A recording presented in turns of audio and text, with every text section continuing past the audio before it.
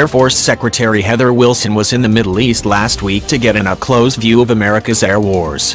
Her takeaway from a 10-day trip to Iraq, Qatar, Kuwait, Jordan and Afghanistan: these wars cannot be won without significant U.S. air support. The indispensability of U.S. air power, meanwhile, has created a serious pilot deficit in the Air Force. Combat demands keep growing as the Air Force continues to lose pilots left and right. Immediately upon her return to Washington, Wilson signed off for new incentive pay measures to try to keep Air Force pilots from fleeing to commercial airlines. The numbers are especially worrisome in the fighter pilot category, Wilson told reporters Friday. Including active duty, Air National Guard and Reserve, the Air Force has a requirement for 20,352 pilots, including 5,292 fighter pilots. The force today has 18,808 pilots. But fighter pilots account for most of the overall deficit of 1,544. The Air Force today is 1,211 short of what it needs. Wilson laid the blame on commercial airlines that have stepped up efforts to lure military pilots. Most companies require 1,500 hours of flight time for pilots to fly regional airlines, but military aviators can be hired with only 750 flight hours.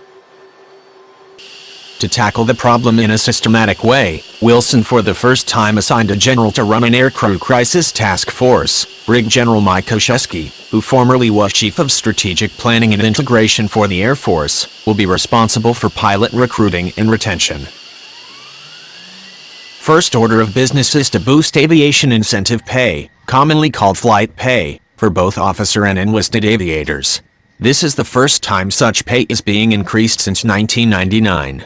The Air Force also is expanding the aviation bonus program and will be asking retired aviators to volunteer to return to active duty to fill critical rated staff positions.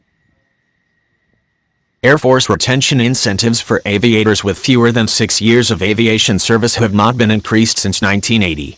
We can't afford not to compensate our talented aviators at a time when airlines are hiring unprecedented numbers, said Wilson. The new compensation policy takes effect October 1st.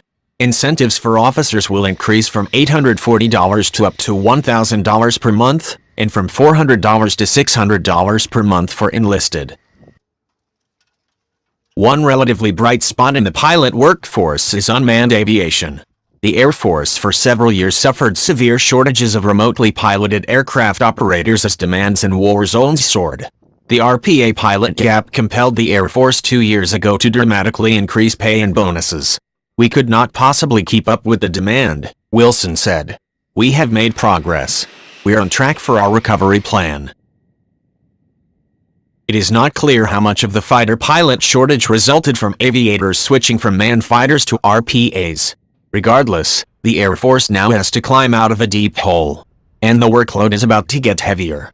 The Pentagon is mapping out the details of a new strategy for how U.S. forces will support the Afghan military. There is a strong chance that air support to Afghan forces will need to be augmented, said Wilson. We are now looking at the President's guidance, she said. The Air Force already is deeply involved in a train and assist mission with the Afghan Air Force, teaching them how to fly A-29 Super Tucano turboprops.